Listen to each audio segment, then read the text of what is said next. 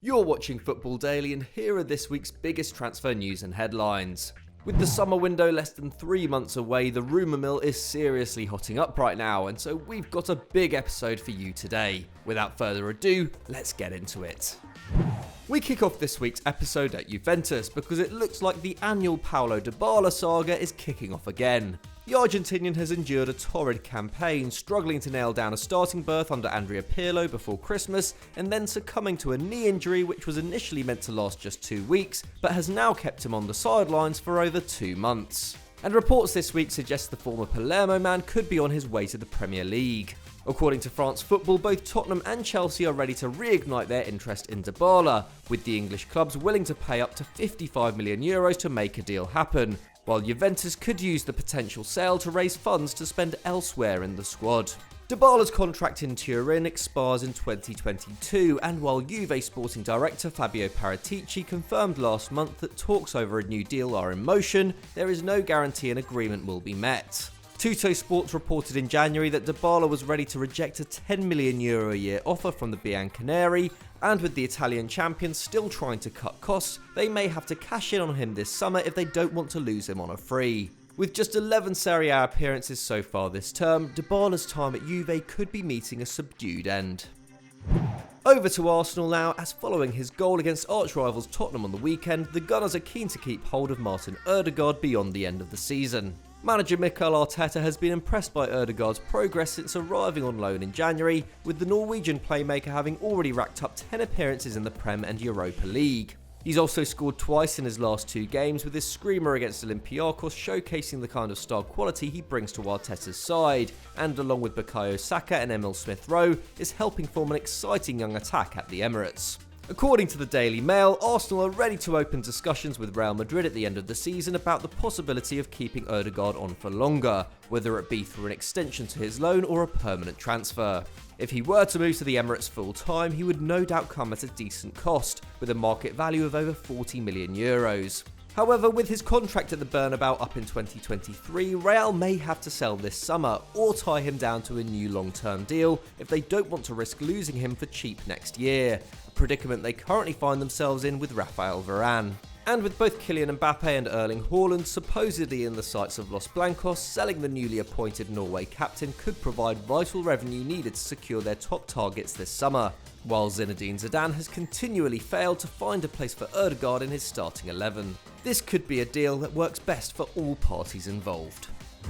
There's been a lot of chat about Chelsea and Haaland in recent weeks, and if you want to hear our take on why the Blues don't need to sign him, go and check out the latest scout report on Football Daily. However, a new report has emerged which highlights a solution to the dilemma which could face the Blues if they are serious about signing the Norwegian star. If Haaland were to join the London club, he would be entering a side already stacked in the forward positions, with over £150 million having been spent on Timo Werner, Hakim Ziyech and Kai Havertz last summer. But while there have been reports in the last month linking Tammy Abraham with a move away in order to open up space for Haaland, Football Insider have suggested that Werner could be used as a makeweight in a deal with Borussia Dortmund.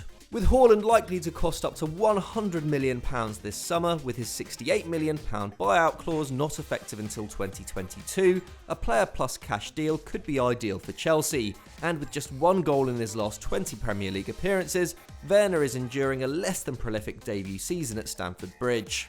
The German remains the Blues' most valuable asset after Havertz, and would no doubt be a welcome addition to the Dortmund attack if Haaland is to leave.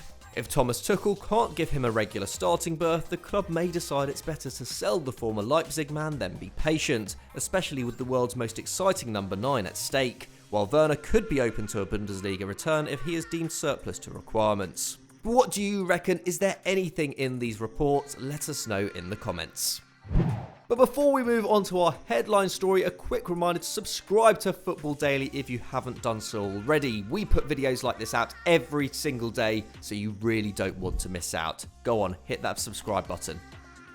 Chelsea are of course unlikely to be alone in pursuing Haaland this summer, and it looks like Man United are ready to throw themselves back into the reckoning for the BVB maestro. The Red Devils famously failed to land him before his move to the Westfalenstadion in January 2020, and have a frosty relationship with his agent Mino Raiola, who also represents Paul Pogba. But in an interview last month, Raiola claimed that 4 of the 10 clubs who can afford Haaland are in England, with United and Chelsea presumably 2 of them.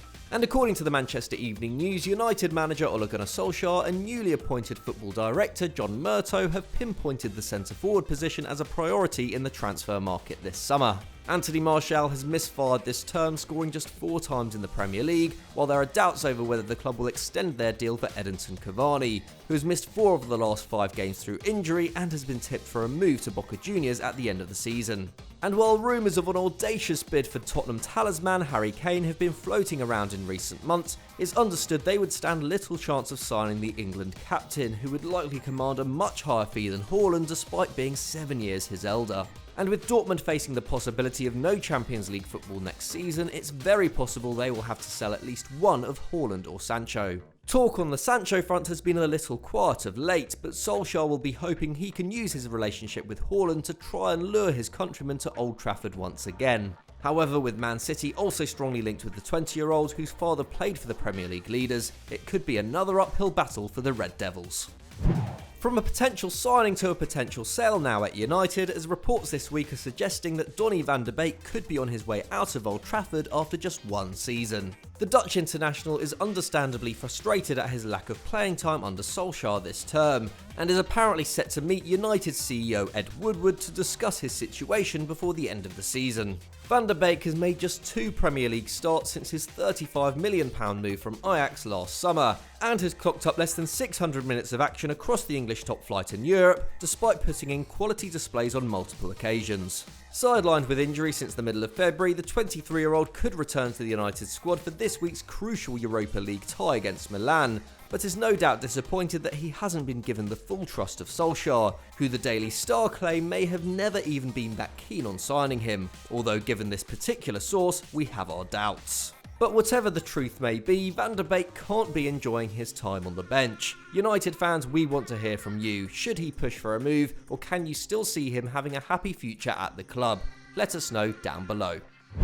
We finish off this week's episode at Barcelona, as less than 2 weeks after being elected as club president, Joan Laporta has already faced difficulties. On the weekend, Jaume Giró, the vice president of club finances and a key player in Laporta's election campaign, announced that he would resign from his position on the board, with his ongoing work commitments not allowing him enough time to devote to the huge task of securing Barca's financial future. And on Tuesday, Catalan publication El Periódico reported that Laporta still hadn't provided the €70 million needed to make up the guarantee, worth 15% of the club's budget, that is required for the incoming board of directors to operate at the Camp Nou, and that if he couldn't provide it by Wednesday evening, it would force new elections according to club rules. But in the early hours, the guarantee was confirmed following an agreement with renewable energy company Ordash and Spanish bank Banco Sabadell, and La Liga president Javier Tebas all but confirmed this morning that Laporta would be sworn in today. And according to Mundo Deportivo, the club are also working on a new deal for Ousmane Dembélé, who has become a first-team regular under Ronald Koeman and has impressed in recent weeks. The Frenchman's contract at the Camp Nou expires in 2022, and he is keen to extend his stay with the Blaugrana. Meanwhile, a renewal would also suit the club if they end up having to sell the former Dortmund star, who is undoubtedly one of their most valuable assets, although Laporta stated during his campaign that he'd want to keep Dembélé at the club for years to come.